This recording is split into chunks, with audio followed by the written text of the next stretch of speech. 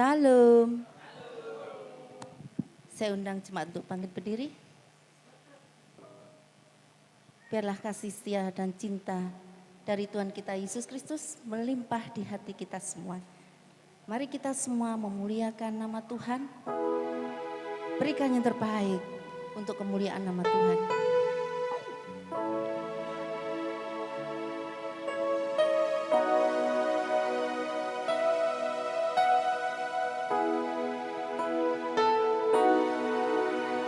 Bagaikan bejana siap dibentuk, demikian hidupku di tanganmu, dengan urapan kuasa Roh-Mu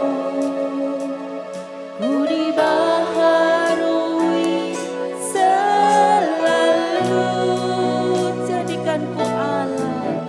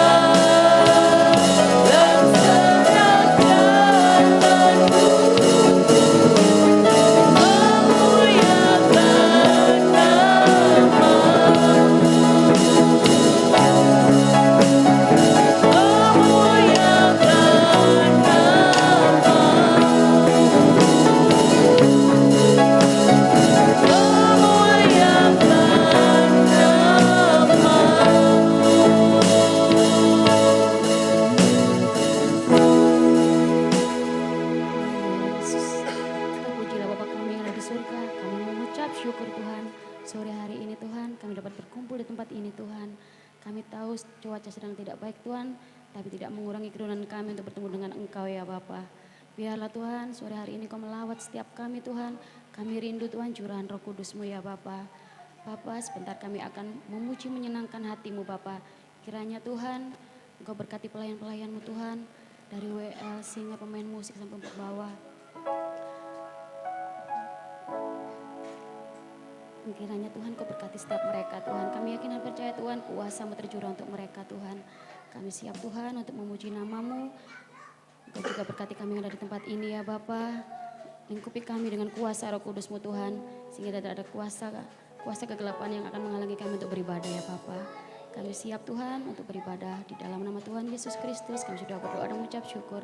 Haleluya. Amin.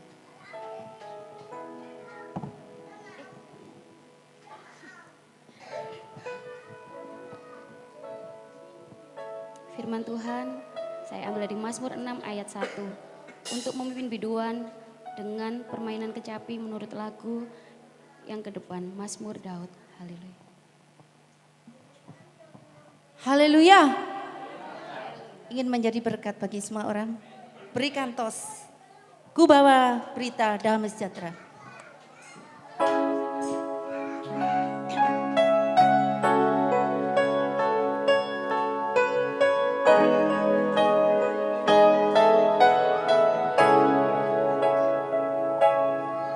Afenu shalom aleihim. Afenu shalom aleihim.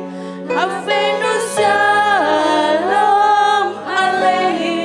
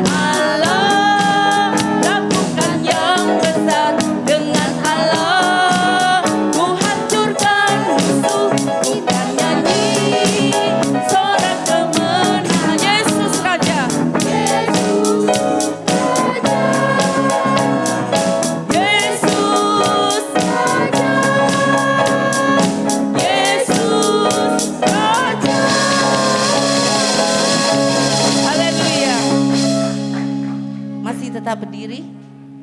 Meskipun dingin kita harus selalu bergoyang ya saudara-saudara. Kita lanjutkan lagi bersuka dalam Tuhan.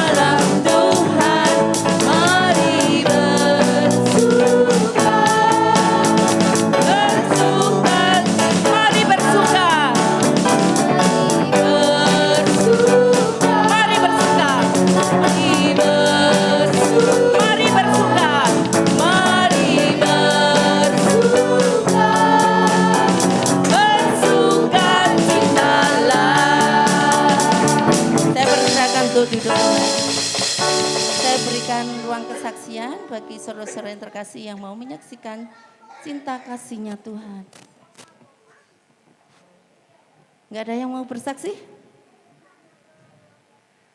Saya mau bersaksi sedikit tadi ya, mau berangkat ke sini. Mulai pukul berapa tadi? Awan mendung hitam sampai angin itu dari arah rumah Bu Yun tuh, Tambak Rejo itu pohon-pohon itu sampai mentiung gitu. Apa itu bahasa Indonesia mentiung itu? Dimpas angin sangat kencang. Suamiku itu aneh ya. Angin kencang gitu. Ya memang harap maklum. Memang orang itu nek wis mulai jauh dari Tuhan, imannya mulai tipis. Tapi aku ndak. Aku tetap duduk, tenang sambil ngafalkan lagu-lagu ini. Suamiku di depan ambil bak air bersin. Batin aku, ngapain kamu capek-capek seperti itu? Aku duduk aja seperti ratu sambil bernyanyi. Nah disitulah kita harus membangun iman kita.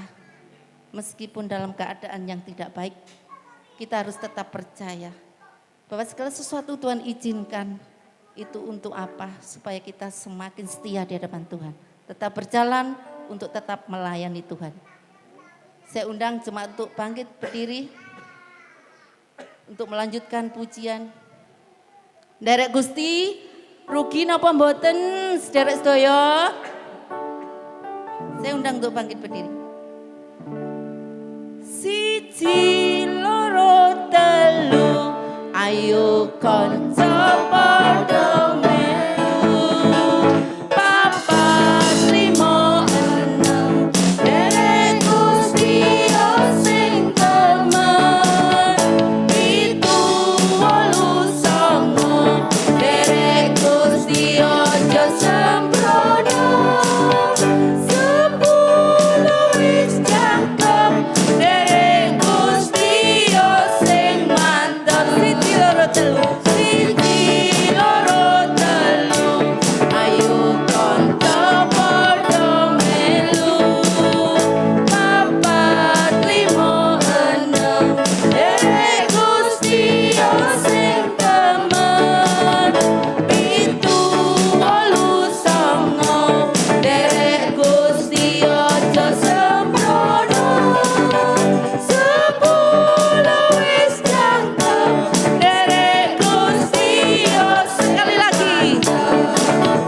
Siji loro telu, ayo kanca padha melu. Papat lima enam, derek Gusti sing temen. Pitu wolu songo, derek Gusti aja sembrono. Sepuluh wis cakep, derek Gusti sing mantep. Sepuluh wis cakep, derek Gusti sepuluh wis cakep. Sepuluh wis cakep, derek Gusti sing mantep. Derek Gusti ora rugi nyatane, derek Gusti tansah ayam atine. Mulane Gusti Yesus tak puji ing selawase. Ayo derek Gusti. Ayo kanca padha melu. Papat lima enam, derek Gusti sing temen. Pitu wolu songo, derek Gusti aja sembrono.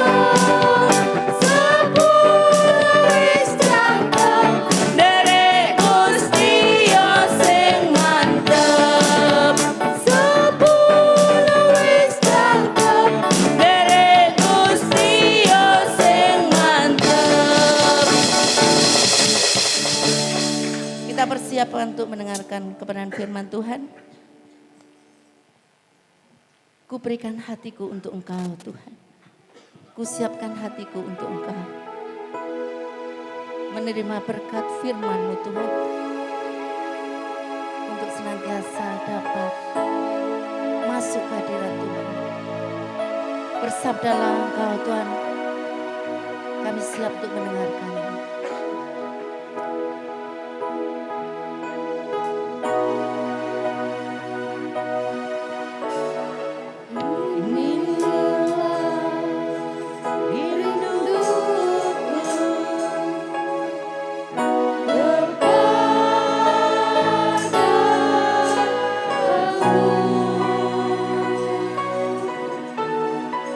Segenap hatiku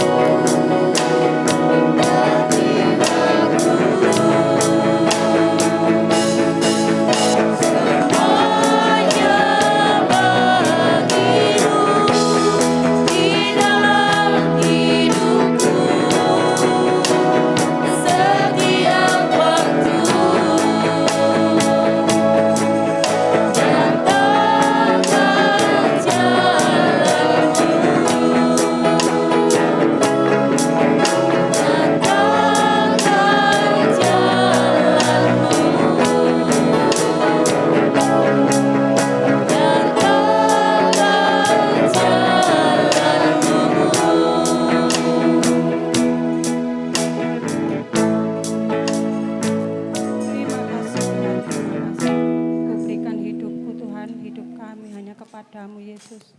Kami telah menyenangkan hati-Mu Tuhan lewat puji-pujian. Tiba saatnya Tuhan kami akan mendengarkan sabda firman-Mu. Kiranya Tuhan jamah Bapak Gembala Tuhan, Kau urapi Bapak Gembala Tuhan. Biarlah apa yang disampaikan Bapak Gembala bisa memberikan kami kekuatan, perlindungan. Kiranya Tuhan jauhkanlah tempat ini Tuhan dari kuasa-kuasa kegelapan, roh iblis, roh-roh apapun Tuhan, yang tidak berkenan di hadirat-Mu Tuhan. Kami patahkan, lemparkan jauh-jauh Tuhan. Biarlah hanya Roh Kudus-Mu Tuhan yang hadir di tempat ini. Terima kasih Tuhan, terima kasih. Haleluya, amin.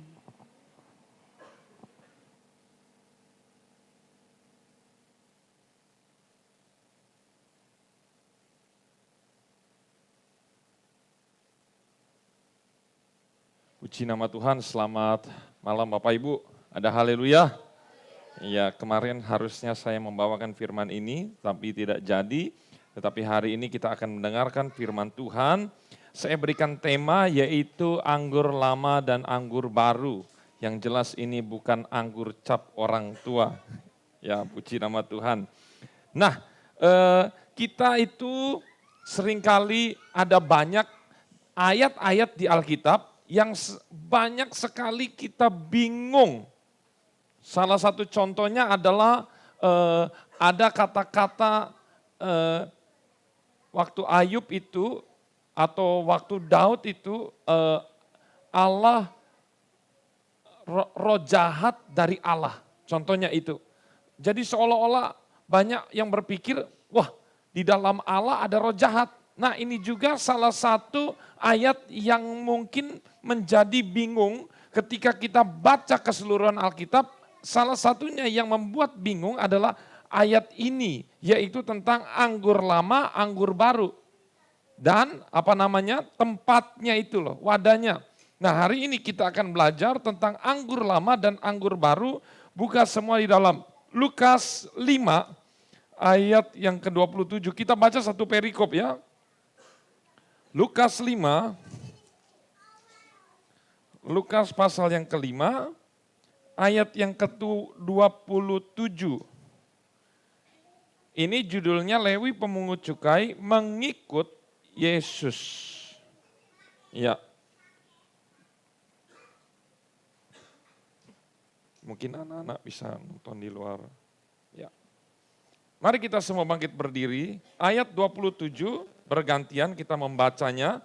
Saya membaca ayat 27 dan Bapak Ibu membaca ayat 28. Siap semua? Katakan amin. 27. Kemudian ketika Yesus pergi keluar, ia melihat seorang pemungut cukai yang bernama Lewi sedang duduk di rumah cukai. Yesus berkata kepadanya, ikutlah aku. 28.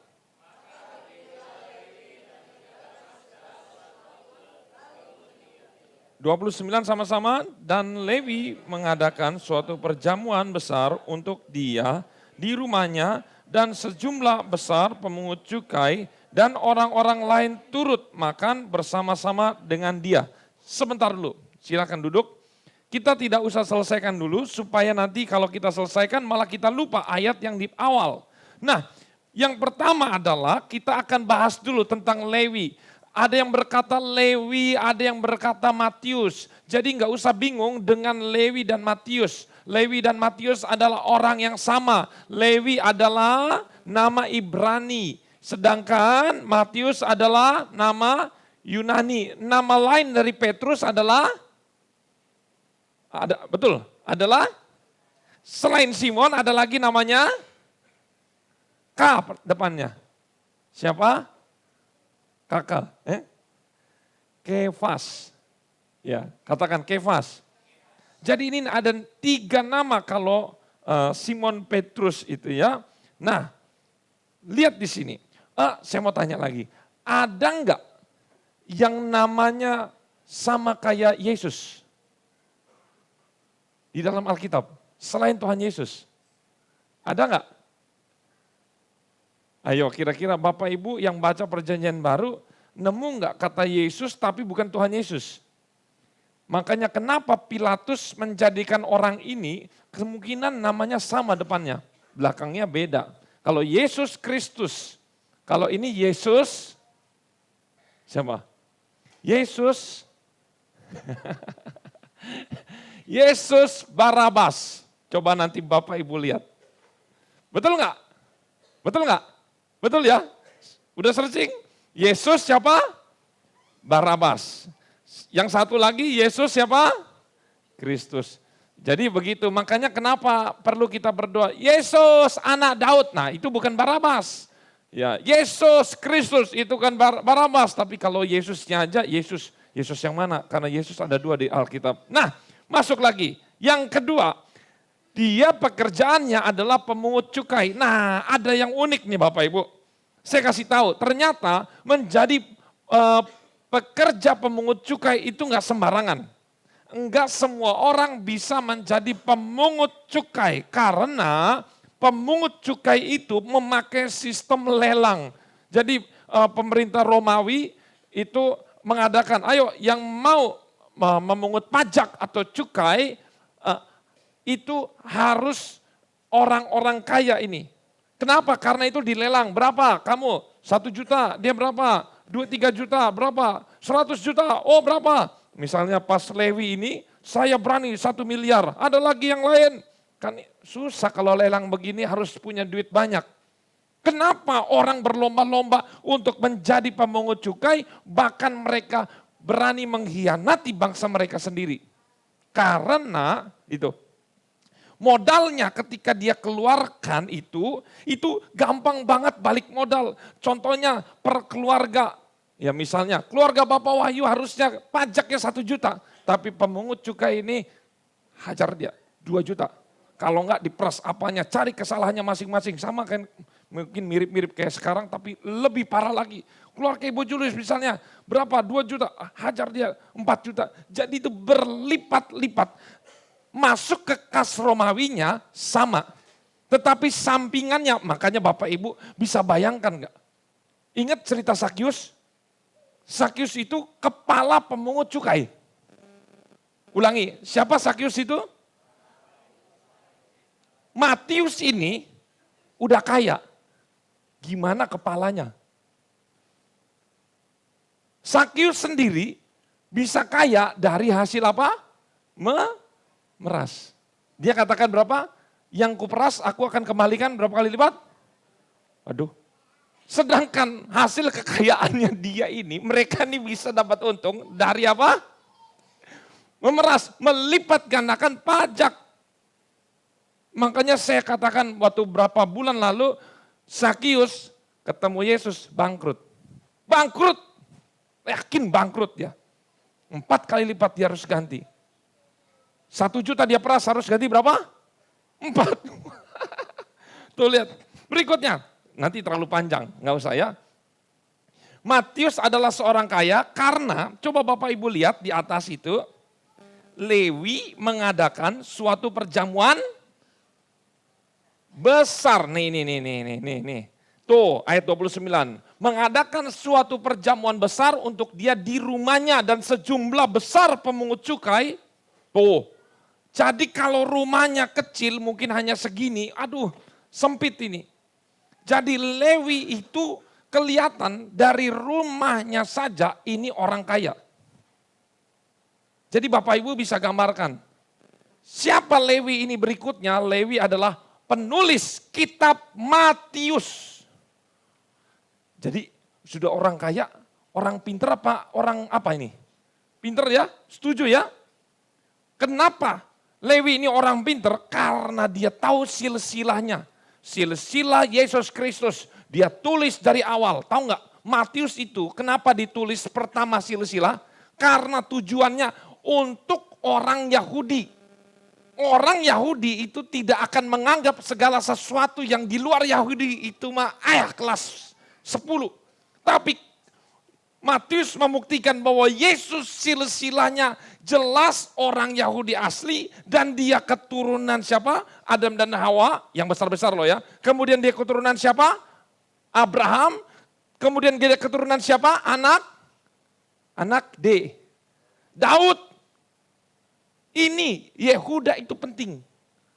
Itu Matius mau ngasih tahu, Yesus itu adalah Mesias. Jadi di sini aja kita bisa menjabarkan banyak banget. Matius itu luar biasa. Bayangin, pinter, kaya, dan punya pengaruh yang besar. Meskipun masih lebih kaya Sakyus. Kepala pemungut cukai, itu wah saya berpikir, wah kaya banget orang ini. Tapi Lewi, Matius hanya kaya aja, tidak sekaya Sakyus. Berikutnya.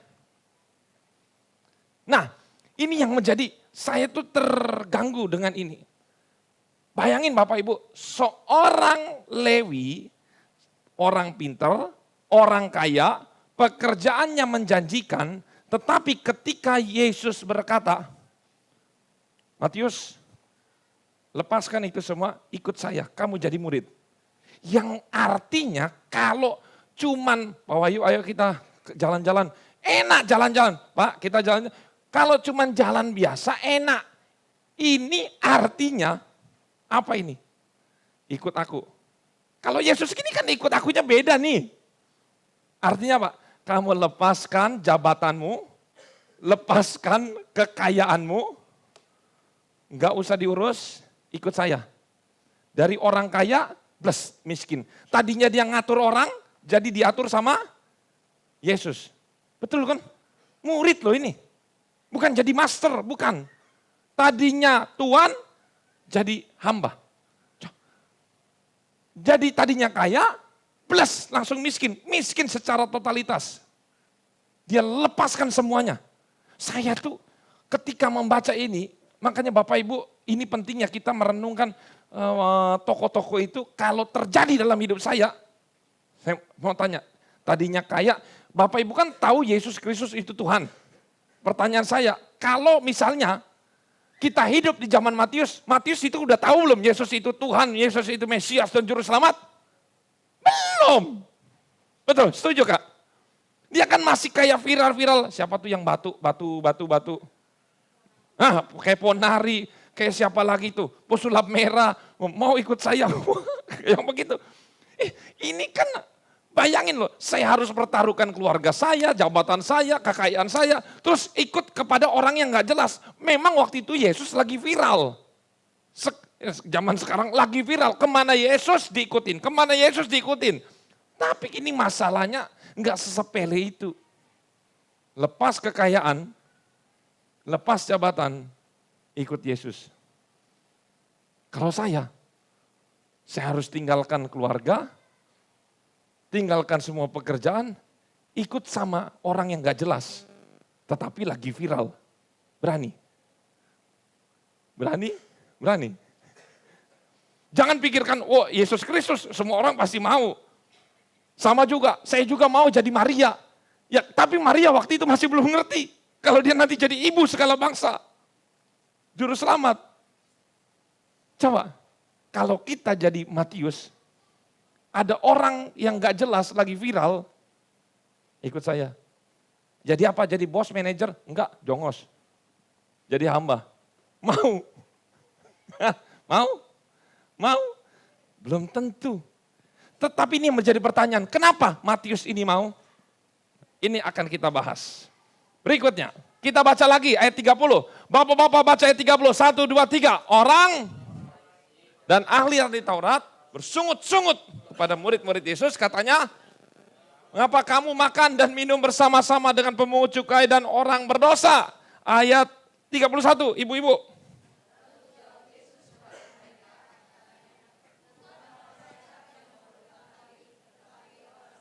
Sama-sama, aku datang bukan untuk memanggil orang benar. Saya jelaskan 3 dulu dosa pemungut cukai. Pemungut cukai ini ada 3 dosa yang bukan menurut saya, tetapi saya baca di tafsiran, kenapa mereka itu menjadikan pemungut cukai ini berdosanya bukan hanya 1, tetapi 3, berlipat, triple lagi. Karena pertama dianggap pengkhianat bangsa. Yaitu kalau di Indonesia membela Belanda begitu ya.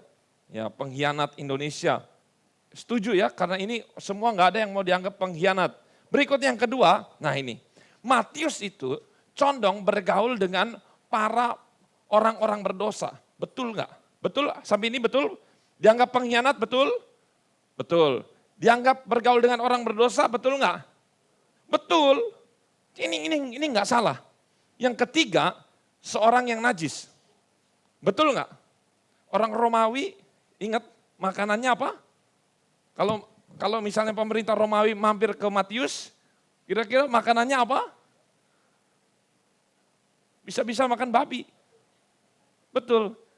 Ini, makan sama-sama. Jadi ikut najis. 3 dosa Matius ini. Terus berikutnya. Tetapi sebelum saya bahas ini, ya. Oh ini nih.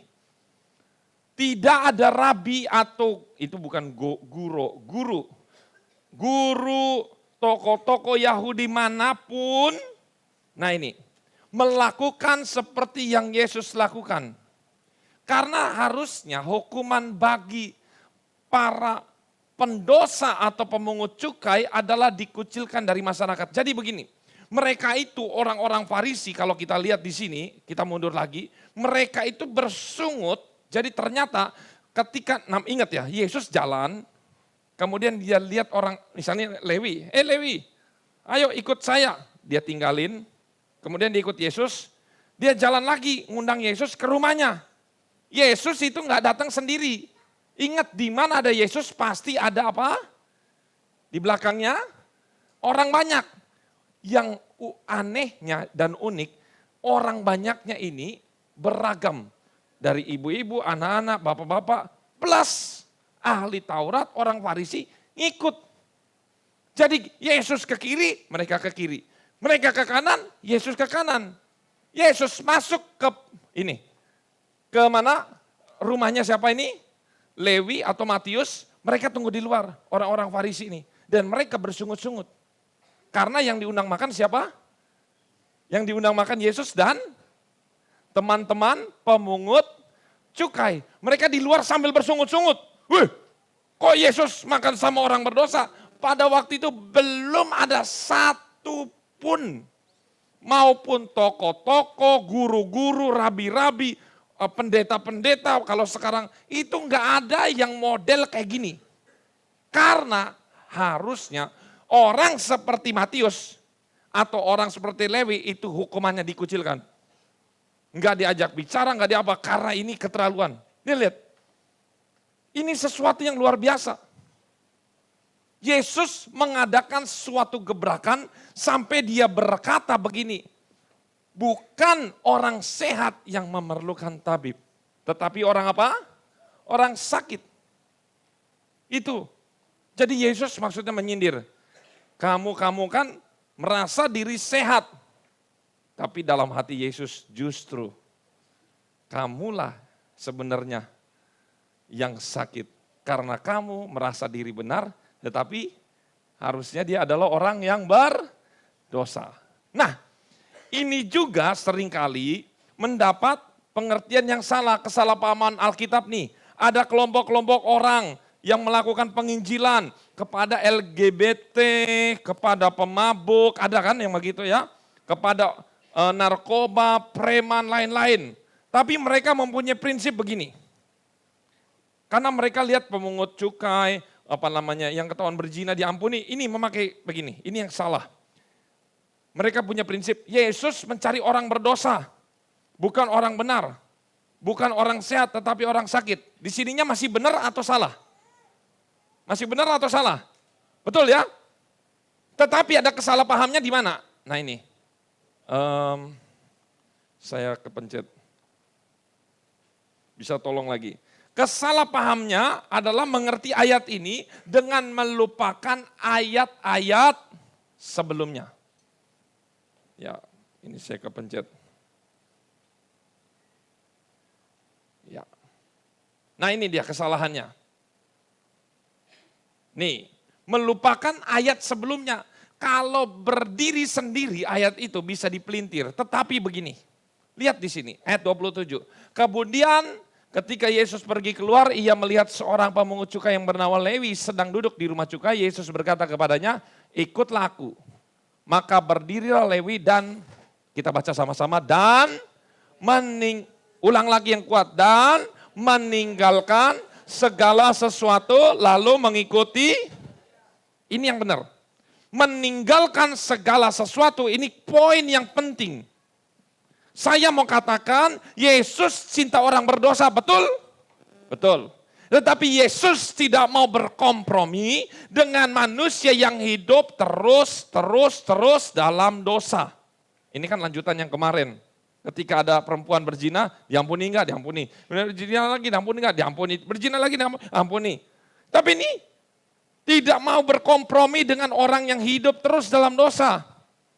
Konsekuensi dari pertobatan adalah meninggalkan apa? Segala sesuatu. Itu lihat.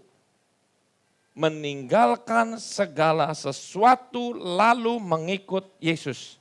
Lah, kesalahpahamannya di mana? Sedangkan mereka ini adakan ibadah para banci hari ini. Minggu depan ibadah masih banci. Bulan depan ibadah masih banci. Natalan tahun depan masih banci. 5 tahun lagi masih banci. Kira-kira Bapak Ibu gimana ini? Ini kompromi atau masih disebut orang sakit yang butuh pertolongan?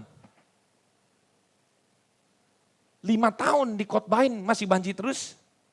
Kira-kira berkompromi atau masih memberikan kesempatan karena mereka orang sakit? Ayo, yang mana? Kalau saya lebih mengacu kepada orang ini berkompromi.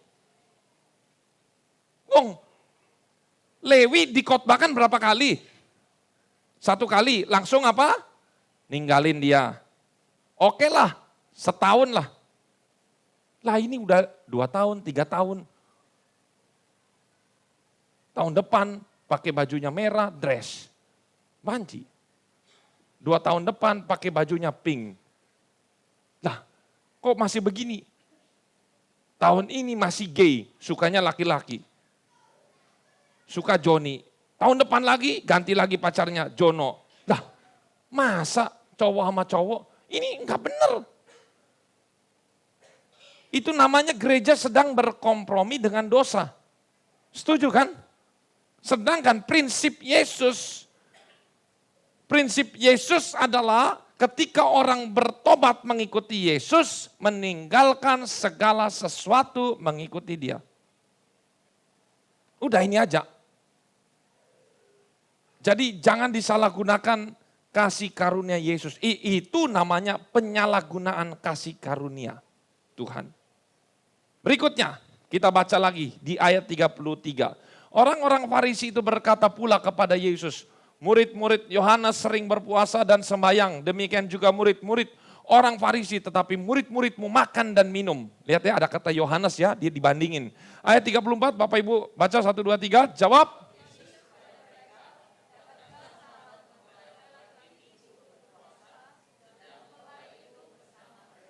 Tetapi akan datang waktunya apabila mempelai itu diambil dari mereka, pada waktu itulah mereka akan berpuasa. Nah, berikutnya lagi, pertanyaannya.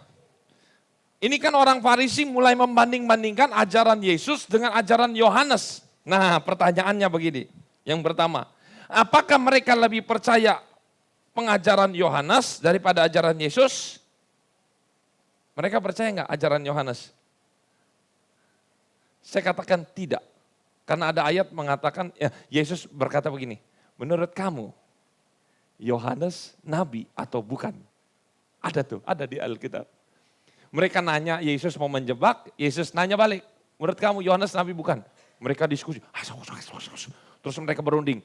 Kalau kita katakan dia itu nabi, kenapa kita nggak setuju?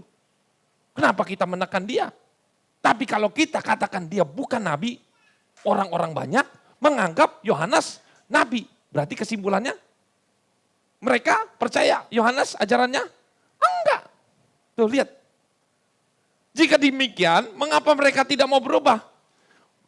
Ada Yohanes, mereka jadi gini, Yohanes adakan KKR, mereka ikut. Yesus adakan KKR, perjalanan di mana-mana ikut. Di mana ada Yesus selalu ada orang Farisi, ada ahli Taurat. Khotbah Yesus mereka selalu ada. Kalau zaman sekarang setiap ibadah mereka ada. Tapi tidak mau berubah ini pikirannya. Mereka senang dengerin khotbah Yesus, tapi mereka bukan untuk berubah, tapi hanya untuk studi banding. Dibanding-bandingin. Ada lagunya apa? Wah nanti jangan, nanti nyanyi. Nah berikutnya, mengapa mereka tidak mau berubah, tetapi mengikuti Yesus? Ini Bapak Ibu, ini satu cerita yang lucu. Nanti Bapak Ibu baca lagi dalam perjanjian baru, Alkitab secara utuh. Nanti Bapak Ibu lihat, loh muncul lagi orang Farisi, muncul lagi ahli Taurat. Tapi kok setiap ada Yesus khotbah, mereka dengar, tapi mereka juga yang nyalipin Yesus. Kalau kita, kalau saya, kalau nggak suka, ngapain datang? Betul? Saya nggak suka sama orangnya. Saya mau nongkrong nggak duduk-duduk, denger-denger. Dia ke waru, saya ke waru. Dia ke TP, saya ke TP. Ayo, sanggup nggak? Ngapain? Capek-capek. Masa dia pergi kemanapun, dia ikut. Tapi dalam sininya dia nggak suka. Coba, menurut saya ini agak-agak stres ini. Ya, mulai bisa, saya menggali dari sisi yang gak pernah digali sama orang lain. Betul ya? Baru dengar kan begini? Kemana Yesus ada, di situ orang Farisi ada. Bukan untuk percaya, tapi untuk seperti lagu tadi, dibanding-bandingin. Ayat 36, yang mengatakan juga, kita masuk dalam inti firman. Fokus ya. Kepada mereka, tidak seorang pun mengoyakkan secarik kain dari baju yang baru, ini sama artinya. Untuk menambahkannya pada baju yang tua. Saya nggak tahu, kira-kira kalau baju yang tua sama kain baru dijahit lagi, betul nggak ini, koyak? Betul nggak? Harusnya betul ya. Tapi saya nggak tahu ini, karena saya bukan penjahit dan bukan ahli kain. Yang baru itu juga akan koyak, pada yang tua tidak akan cocok kain penambal yang dikoyakan dari yang baru itu. Ayat 37 kita baca 1, 2, 3. Demikian juga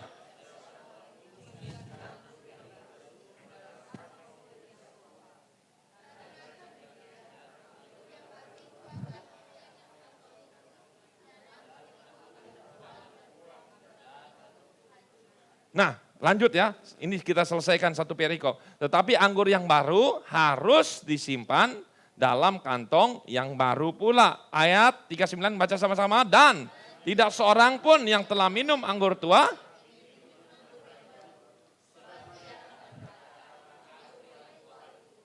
Nah, ini yang satu perikop, satu cerita yang sulit dimengerti banyak orang. Jawabannya, kenapa tadi itu? Karena orang-orang Farisi, kenapa mereka tidak mau bertobat? Tadi kan bertanya, kenapa mereka nggak bertobat? Mereka ikut Yesus, tapi ini. Karena jawabannya tadi. Karena orang-orang Farisi itu terbiasa minum anggur tua. Nanti saya akan jelaskan anggur tua itu apa, dan anggur baru itu apa. Dan pembahasan kedua, karena kantong anggur yang mereka punya, siapakah mereka itu? Orang Farisi dan ahli Taurat itu, mereka yang mereka punya adalah kantong apa? Lama, bukan kantong baru. Jadi yang akan saya bahas ini, kantong lama dan kantong baru, anggur lama dan anggur baru. Apa anggur baru dan anggur lama? Apa kantong lama dan kantong baru? Nah ini dia. Anggur baru itu, ini sejarahnya dulu. Itu adalah, jadi kalau anggur dikumpulin gitu kan ada airnya, diperes kan, itu masih segar tuh, manis tuh. Segar diperes, ya. Kalau minum itu mabuk nggak? Enggak. Diabetes iya kalau kemanisan, ya betul kan? Diminum enak. Belum ada ragi. Belum difermentasi, ini seger nih, ini anggur seger. Tapi yang dimaksud anggur lama, itu anggur, kenapa anggur lama? Anggur semakin disimpan, betul nggak? Wine kalau disimpan lebih lama, lebih enak dan harganya lebih, betul ya? Semakin lama nih. Itu dicampurin ragi, itu difermentasi. Anggur sudah selesai. Anggur lama, anggur baru sudah selesai, ya. Berikutnya kantong baru itu apa? Kantong baru ini adalah kantong satu kulit hewan, itu dia masih elastis. Ya, masih bisa tarik-tarik begitu, sama kayak karet. Kalau karet itu atau ban mobil atau ban motor, ban itu kalau masih awal masih empuk dia kan. Tapi kok mobil kok udah keras-keras, udah pecah-pecah, nah itu udah lama banget tuh umurnya. Nah, apa itu kantong lama? Kantong lama itu, jadi dia tuh karena bekas fermentasi, dia udah membesar, kemudian dia udah kaku, sudah keras. Nah, kemudian yang intinya di sini, di dalam kantong anggur lama, misalnya ini anggur, kantong anggur, di sini ada bekas-bekas fermentasi karena dia bukan botol yang dicuci bersih. Kalau botol licin ya, tapi kalau kulit dia ada pori-porinya. Jadi sisa-sisa ragi, sisa-sisa anggur fermentasi nempel di bagian dinding kantong anggur lama. Itu dia.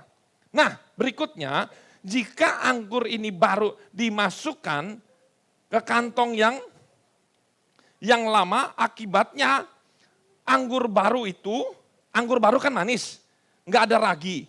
Tapi bisa berubah jadi ada ragi. Bisa berubah jadi anggur yang ada alkoholnya. Kenapa? Karena tuh, ketika dia masuk kan di dalam itu masih ada sisa-sisa. Jadi otomatis meskipun tidak dikasih ragi, di dalam kantong sudah ada ragi. Tuh. Dan bahayanya lagi, ini kantong lama diisi kan, pas sudah masuk, kalau sudah ada ragi, bagaimana? Kayak saya pernah kemana itu ya, kasih Legen, pernah minum Legen yang asli dari, Tuban. Di tengah jalan harus sering-sering dibuka. Pas dibuka kelamaan, petok gitu ya, itu udah ada raginya tuh. Nah mungkin ini sama nih anggur, kalau disimpan terlalu lama, ini kantongnya lama, nggak bisa megar lagi, gasnya udah terlalu kenceng, maka akibatnya tutupnya ini, akhirnya apa? Jebol, pecah. Itu dia. Pasti dijamin pecah.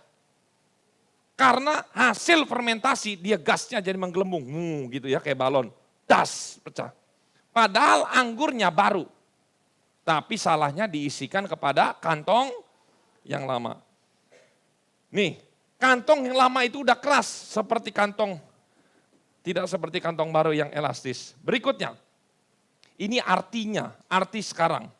Apa itu arti? Maksudnya Yesus tentang anggur lama itu adalah ajaran agama Yahudi atau yang disebut Taurat. Itu anggur lama. Kedua, ini beda ya, bukan kitabnya tetapi ada juga adat istiadat, kebiasaan Yahudi. Yang harusnya nggak ada di Alkitab tapi adat istiadat. Orang Jawa punya adat istiadat ada, orang Batak ada, pasti ya. Meskipun acara gereja, habis ada acara gereja, acara adatnya beda kan?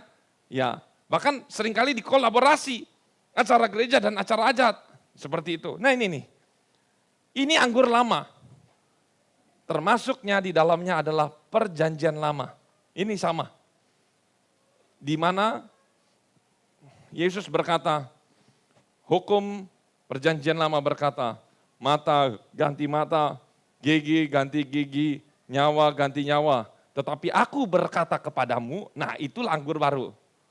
Ya, bila orang suruh berjalan 1 mil, berjalanlah 2 mil.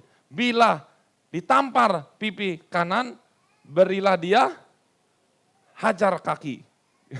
Enggak ya, pipi kiri. Ini anggur baru. Ini. Beda nggak? Beda ya. Nah ini yang mereka nggak ngerti. Orang-orang Yahudi, mereka punya prinsip, kalau ada orang berdosa seperti Matius harus dikucilkan. Itu anggur lama, mata ganti mata. Orang berdosa harus dihukum. Tapi Yesus anggur baru. Orang berdosa, orang sakit, butuh disembuhkan. Ini anggur baru. Nih lihat. Tuh. Anggur baru juga adalah semangat baru dari kerajaan Allah yang dikerjakan oleh Yesus Kristus sendiri. Nah, saya mau jelaskan satu hal yang sangat penting ini. Banyak orang berkata begini, kok perjanjian lama itu sadis? Tuhan yang di dalam perjanjian lama apakah sama seperti Tuhan perjanjian baru? Kok yang perjanjian lama sadis, perjanjian baru penuh belas kasih? Enggak, semua sama. Tapi orang Yahudi, termasuk ahli Taurat, orang Farisi, mereka lah yang memutarbalikan, menyelewengkan semua ajaran-ajaran itu sehingga dibelokkan menjadi Injil yang lain. Ini penting. Tapi ini nggak akan saya bahas. Jadi sebenarnya perjanjian lama, perjanjian baru itu senada. Tapi saya mau katakan, yang memberikan wahyu Tuhan dalam perjanjian lama, termasuk kita Taurat kepada Musa, itu masih oke. Tapi dalam perjalanannya ke sini, para pengajar-pengajar itu menafsirkan ini sendiri, ini sendiri, ini sendiri. Jadi ada banyak pola-pola yang berubah. Tadinya harusnya lurus, ini sudah mulai melenceng. Itulah yang Yesus protes. Salah satunya yang Yesus protes adalah, kapan Yesus marah? Ingat gak kapan Yesus marah? Sedangkan orang-orang Farisi dan ahli Taurat, imam-imam, nggak ada masalah. Kapan? Waktu kapan? Waktu bait Allah dijadikan sarang penyamun. Ada hamba Tuhan yang berkata, di gereja tidak boleh jualan. Ya, makanya yang di luar-luar itu jualan tidak boleh. Itu dia artinya, karena Yesus berkata, kamu tidak boleh berjualan di dalam rumah Allah. Ya, itu pernah ada tuh. Itu betul apa enggak artinya seperti itu? Oh, enggak ada yang tahu. Mau jadi bahan khotbah berikutnya. Berikutnya aja ya, nanti saya akan bahas itu. Itu asik. Nah, berikutnya lagi, kantong anggur lama. Nah, kantong anggur lama adalah ini, yang sudah keras, sudah kaku, waduh ini udah sudah kayak, sudah nggak bisa gelembung lagi. Nah, di dalam kantung sudah terdapat bekas anggur lama yang sudah difermentasi, ini saya sudah bahas. Kantung baru masih elastis, tidak keras, tidak kaku, bebas dari ragi, bebas dari fermentasi anggur tadi. Kantong baru artinya adalah pemahaman atau apa? Ini, paham pikir. Ini nih. Jiwa kita terdiri dari 3 apa? Pikiran, perasaan, kehendak. Berarti termasuk kemana ini? Pola pikir nih, paham pikir. Di jiwa, iya betul. Di mana? Kehendak? Bukan. Kemana?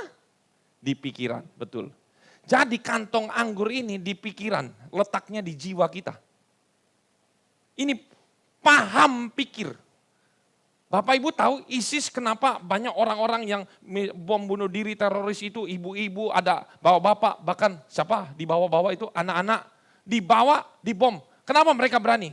Karena apa? Paham radikal. Paham radikal, ini sudah diisi.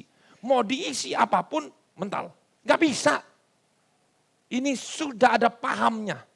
Orang kalau sudah dimasuki paham sesuatu di sini, dan sudah benar-benar tertanam sangat dalam, susah berubah. Ini pemahaman pola pikir. Ini dapatnya dari mana mereka bisa berubah? Dari ajaran, dari doktrin. Ini juga masalah hati. Jadi ada 3 hal ini. Kantong anggur ini artinya. Nah, kenapa seorang Matius yang kaya raya dan hidupnya di zona nyaman mau meninggalkan segalanya hanya karena Yesus yang lagi viral? Bukan hanya viral, tapi yang jawabannya ini. Karena Matius ini sudah membuang kantong anggur lama. Ingat, Dia itu sudah menjadi orang terbuang. Alias apa? Ini kantong, anggap ya. Pola pikirnya dia pikir saya sudah tidak lagi diterima dalam kalangan orang Yahudi. Jadi otomatis ketika ada Yesus berkata, saya mau kamu ikut aku, kamu dapat kantong yang baru, kamu dapat anggur yang baru. Otomatis Matius itu sangat senang. Jadi gini loh, orang itu bukan hanya mengejar harta. Mungkin memang dia butuh harta, betul. Dia butuh kehormatan, betul. Tapi ternyata di hati Matius ini, itu bukan segalanya. Mungkin dia udah jadi orang kaya, enak ya orang kaya. Udah jadi punya jabatan tinggi, enak ya punya jabatan tinggi. Tapi di hati ini ada yang kurang. Dia kurang kedamaian. Di hati Matius ini, kok hati saya ini ada yang kurang. Harta sudah banyak, semua sudah lengkap, tapi ada yang kurang. Tapi ketika dia mau cari Tuhan, ditolak oleh orang Yahudi. Siapa kamu? Kamu harus jadi dikucilkan. Ayo, saya juga kan anak Abraham. Tidak, kamu tidak berhak masuk beribadah. Gak boleh. Karena kamu pengkhianat, karena kamu orang berdosa. Sebenarnya dia mau bertobat. Tapi Yesus, ayo ikut saya. Tuh, akhirnya dia mendapatkan apa? Anggur yang baru.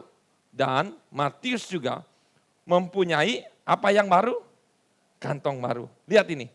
Yesus berkata kepada mereka, berjaga-jagalah dan waspadalah terhadap ragi orang Farisi dan Saduki. Ada hubungannya loh ini. Karena apa? Anggur dan ragi ini sangat berhubungan erat. Ragi bisa ditaruh di makanan menjadi empuk. Betul ya? Tapi ragi kalau ditaruh di anggur, bisa-bisa anggur baru menjadi anggur lama yang sudah terfermentasi. Ini bahaya sekali. Yesus sudah ngomong, ragi. Anggur lama digambarkan sebagai ragi juga. Nih, ragi itu apa juga? Ragi itu orang Farisi mengubah anggur baru dengan menambahkan ragi. Sehingga ajaran Taurat itu menjadi rusak. Ajaran Taurat menjadi rusak. Nah, mengapa orang yang sudah lama mengikuti Tuhan ini tidak bertumbuh, tidak berdua? Nah, betul lihat. Dia sudah orang Farisi, ahli Taurat ini selama Yesus pelayanan 3 tahun setengah, setiap hari ikut Yesus kemana? Ke waru, ke waru. Kemana? Ke rungkut, ke rungkut. Kemana? Pondok Chandra. Tapi tidak berubah. Karena apa? Ini dia. Karena orang tersebut, orang Farisi itu, di dalam Lukas 5 ayat 39, berkata, kita baca, dan tidak seorang pun yang telah minum anggur tua, ingin minum anggur yang baru. Sebab ia akan berkata, anggur yang tua itu baik. Saya mau tanya, yang ngomong ini Yesus atau Yesus, ini Yesus pernyataan Yesus atau Yesus melakukan pernyataan orang lain kalau dia biasa minum anggur yang beralkohol, terus minum sari anggur yang baru, gitu, rasanya kurang enak. Ini nih. Ini, karena orang yang sudah minum anggur yang memabukkan, akan otomatis dia menolak anggur yang baru. Rasanya kurang enak. Karena apa? Tidak ada alkoholnya tuh. Tuh lihat. Karena anggur yang tua atau anggur yang sudah difermentasi itu anggur yang baik. Tapi itu bukan perkataan Yesus atau pernyataan Yesus.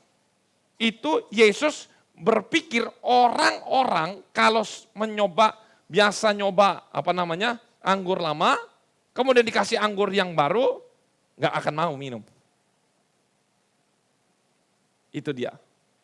Ini. Artinya apa? Nah, ini enggak muncul.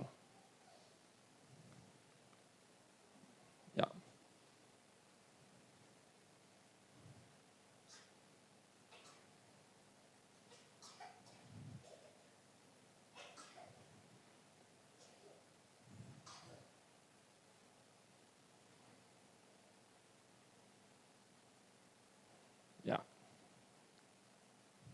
Bisa di next.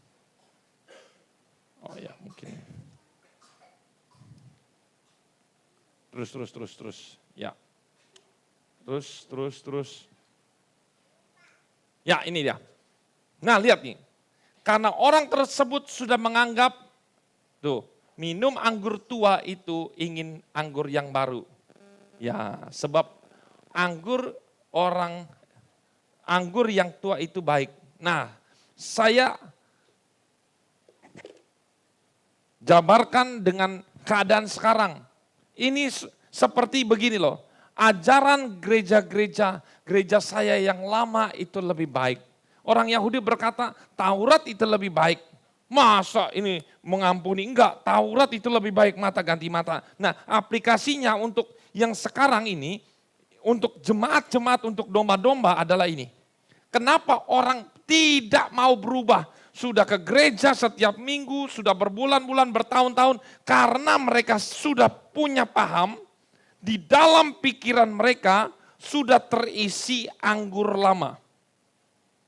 Ajaran gereja lebih baik, makanya mereka hanya datang ke gereja, yang penting ke gereja, tapi saya sudah punya paham sendiri.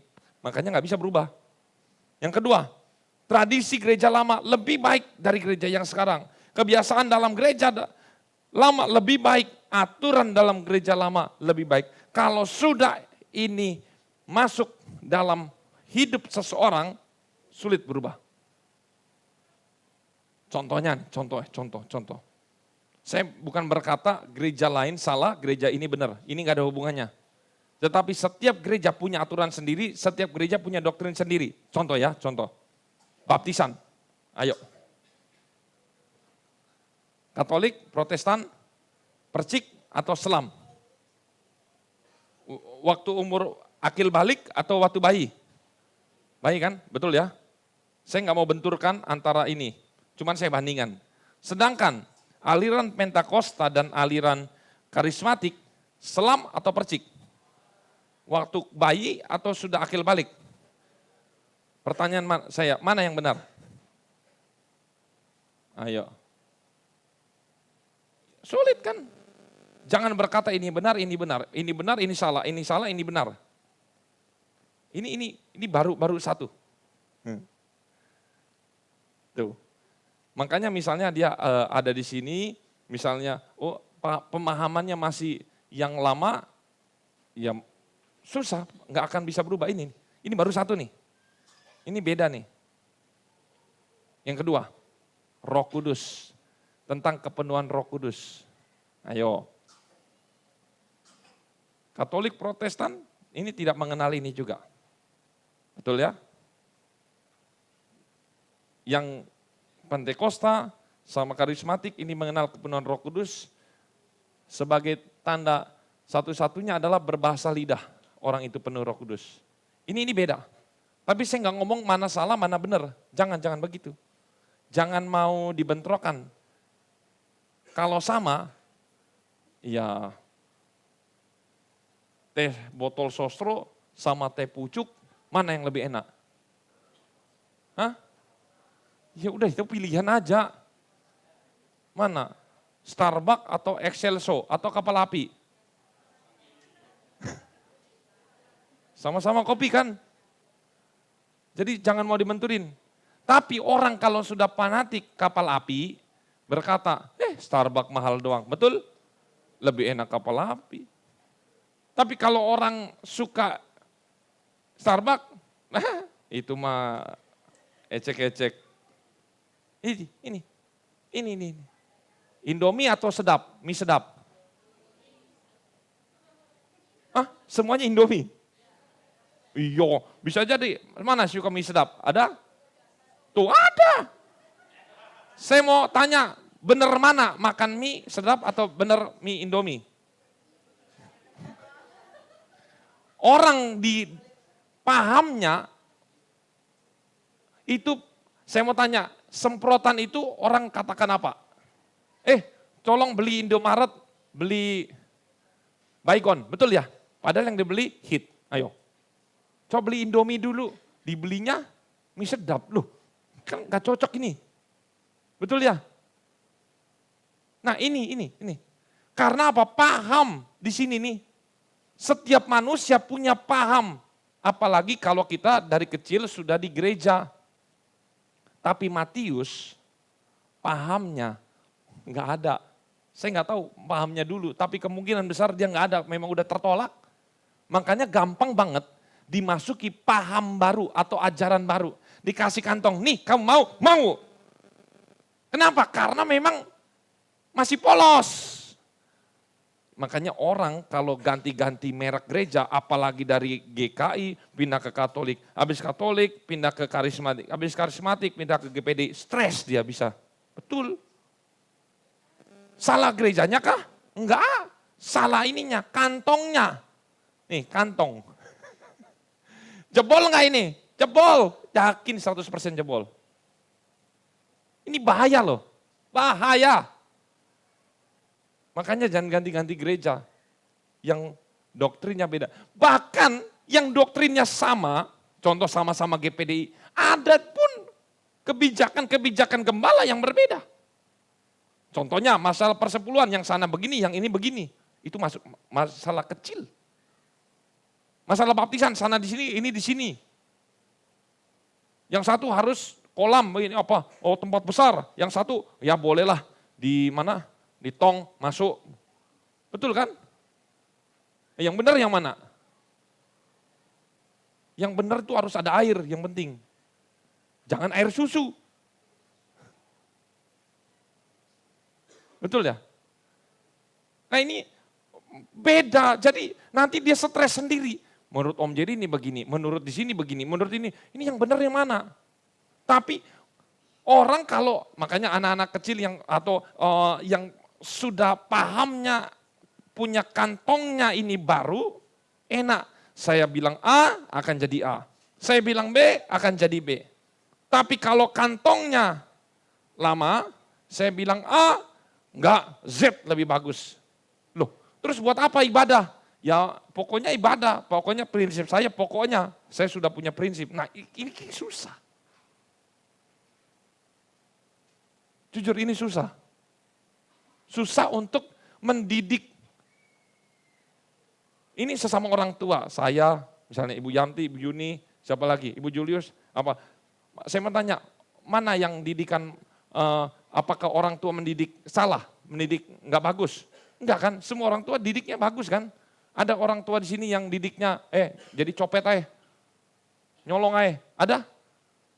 Pukul itu, nggak ada, semua baik kan? Tapi kalau hari ini di saya, besok di Ibu Yanti, besok Ibu Yuni, besok di Ibu Julius, muter. Anak jadi stres. Betul, stres anaknya. Nanti dibentrokin, kata ini begini, kata ini begini. Ini jangankan satu rumah, saya dengan istri saya. Contohnya satu suruh mandi, satu suruh makan. Ayo, mana yang benar?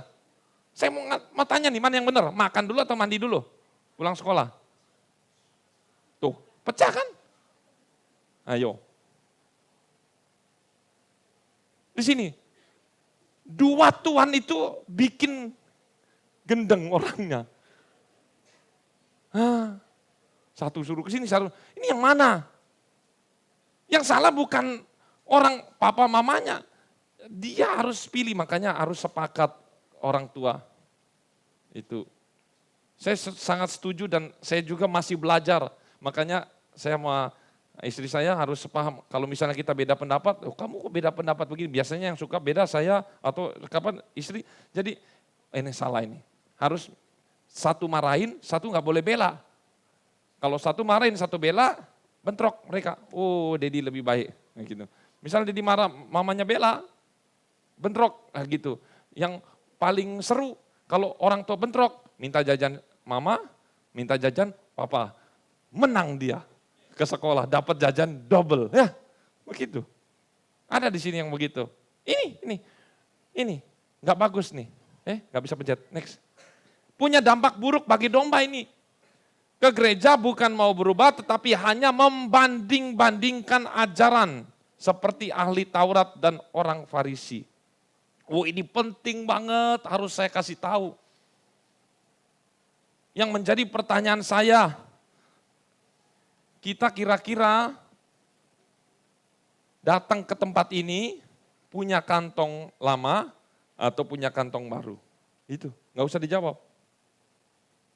Menolak makanan rumput dan air yang sudah disediakan gembala.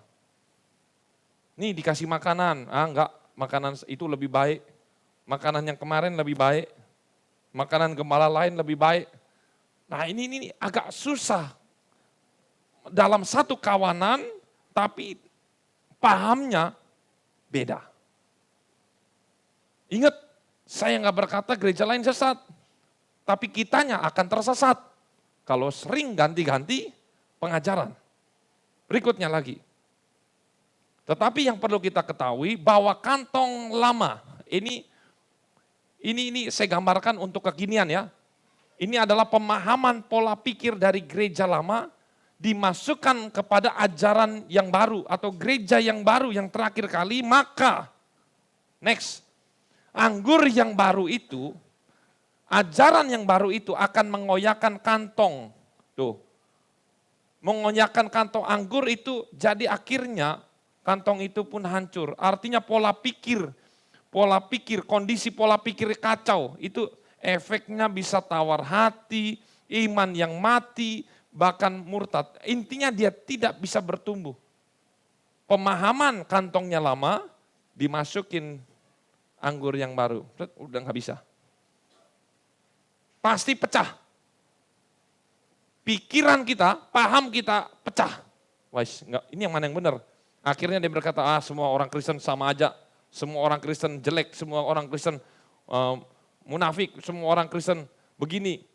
Bahkan kemarin saya baru ketemu orang, dia berkata begini, saya susah sekarang memikirkan mana orang benar, mana orang nggak benar. Soalnya waktu dulu saya berpikir orang benar itu dia diberkati, orang nggak benar itu hidupnya susah. Tapi sekarang orang nggak benar juga sukses, orang benar malah hidupnya susah. Jadi dia bilang saya kecewa sama Tuhan gara-gara masalah itu, yang masalah begini-begini. Saya katakan ternyata saya selidiki, ya ini backgroundnya mungkin udah puluhan gereja dia datang satu. Akhirnya saya bilang, mana yang benar? Semua pendeta kacau, nggak benar semua. Betul. Semua pendeta jadi nggak benar, semua ini nggak benar, ini nggak benar, ini semuanya nggak benar. Saya dalam hati saya, nggak benar semua kan nggak mungkin. Berarti yang nggak benernya siapa? Ininya. Ini kenapa? Karena kantongnya pecah. Kantong kalau sudah pecah, tawar hati. Saya juga ada banyak salah kok. Tapi kan kayak suami istri, masa salah langsung pegatan, pergi, cerai? Oh, yang enggak juga. Ikatan gembala dan domba salah, minta maaf. Beres, selesai. Diselesaikan baik-baiklah. Sakit hati sebentar sini, pindah sana. Emangnya di sana nggak ada sakit hati? Ada. Sakit hati lagi ribut sama sana. Di sana nggak ada sakit hati? Ada. Muter-muter akhirnya ternyata semua orang Kristen sama, semua mengecewakan. Lah, ini namanya sudah pecah. Next. Tetapi anggur yang baru harus disimpan dalam kantong yang baru. Next. Ajaran dalam pengembalaan yang baru harus juga disimpan dalam paham dan pemikiran yang baru. Atau masih kosong, belum ada ragi, belum ada fermentasi. Next, dalam satu jiwa manusia, saya mau katakan hanya memiliki satu kantong, nggak bisa dua kantong. Hanya satu, pahamnya hanya satu. Saya punya teman soal Alkitab itu pengagum Yahweh. Bayangkan Bapak Ibu, hampir 9 bulan, itu kan 9 bulan. 8 bulan mau mendekati puasa, dia tuh orangnya termasuk anak satu kelompok sama saya. Waduh, dia orangnya luar biasa. Alkitab ini, setiap nama Allah dicoret. Saya bilang kurang kerjaan, nama Allah tuh udah banyak banget. Nama Allah coret, nama Allah coret, nama Allah coret. Dia ngikutin hampir 9 bulan, kok tahan gitu loh. Kalau dia gak sepaham, ngapain dia di situ? Coba Bapak Ibu bangun pagi, belum setengah 5. Udah pagi sampai nanti malam lagi. Setiap hari kerja lagi, sekolah lagi, kerja, sekolah, terus begitu. Apa enggak? Kalau saya ya, enggak akan saya masuk sekolah Alkitab. Tapi dia tahan Dan 8 bulan itu tidak tergoyahkan pemahaman dia, pola pikirnya. Bahkan dia semakin keras, pokoknya tetap Yahweh. Karena nama Allah itu Allah orang Islam, Allah itu adalah nama Baal, apa segala macam. Akhirnya dikeluarkan, pilih mengakui nama Allah atau keluar. Sudah mau 9 bulan. Coba, karena apa? Kantongnya lama. Plus anggurnya lama masih penuh. Mau diisi, kalau mau diisi yang keluar siapa? Yang baru. Gak bisa masuk. Gak tahu sekarang rimanya kemana. Orangnya tinggi, ompong depannya, kalau gigi, gitu ya. Kalau saya kan maju giginya, dia nggak ada. Ya, ayo saya nanya, bener yang mana? Nggak ada gigi apa maju? Hah? Bingung juga kan. Berikutnya, ingat setiap manusia hanya punya satu kantong. Berikutnya lagi. Nah ini, bukan berarti lebih baik dari anggur tua atau sebaliknya. Bukan berarti inti letaknya gini loh. Jangan, saya nggak mau bentrokan bahwa gereja lama itu lebih jelek, gereja baru lebih bagus. Enggak begitu. Tapi begini, inti letaknya bukan di anggurnya. Bukan di anggurnya. Sekali lagi, inti letak poin paling penting bukan di anggurnya. Tetapi inti letaknya di kantongnya. Pola pikir. Karena ini, mau anggur baru mau dimasukin, kalau kantongnya masih lama nggak bisa. Kantong itu bicara apa? Paham, pola pikir. Itu betul-betul harus kosong. Makanya paling bagus kalau ingin berjemaat, mau siap terima semua doktrinnya yang ada dan segala macam supaya kita terarah. Oh enggak, gereja lama, saya enggak begitu, ini begini. Wah, susah itu. Itu hanya membanding-bandingkan, datang ke gereja hanya untuk bandingkan gereja sekarang, gereja lama. Padahal dua-dua gereja sama. Tapi gereja ya harus berbeda. Sama seperti mie sedap dan Indomie. Enggak ada yang salah. Masa yang salah mie sedap? Enggak kan?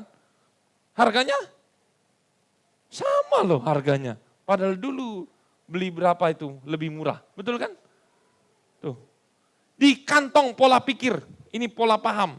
Next. 2 slide saya terakhir. Saya katakan semua anggur baik. Semua gereja baik.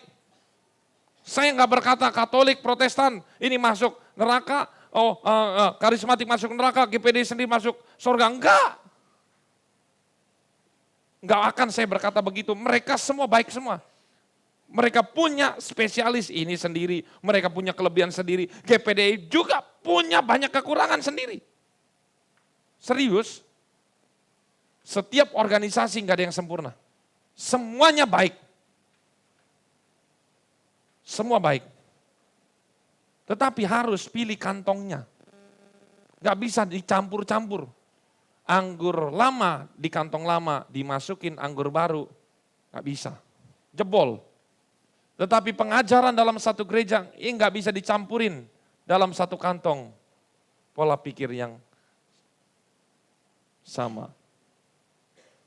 Yang menjadi pertanyaan saya yang terakhir, next. Kira-kira kita ada di tempat ini, berjemaat di tempat ini, masih bawa kantong lama atau sudah membawa kantong baru? Menjadi perenungan sebelum kita lebih lanjut untuk saling mencintai satu sama lain. Ya kan? Seorang gembala harus mencintai domba-dombanya, domba-dombanya juga mencintai gembala, mengenal suaranya, bukan hanya mengenal suaranya, ikuti semua ajarannya. Ini penting. Ini penting. Mau bertumbuh sehat? Mau bertumbuh sehat? Selaras. Maju sama-sama, naik sama-sama, turun sama-sama. Amin. Puji nama Tuhan, mari kita masuk di dalam penyembahan. Ku mau cinta Yesus selamanya. Saya berharap semua ada di tempat ini punya kantong anggur yang baru.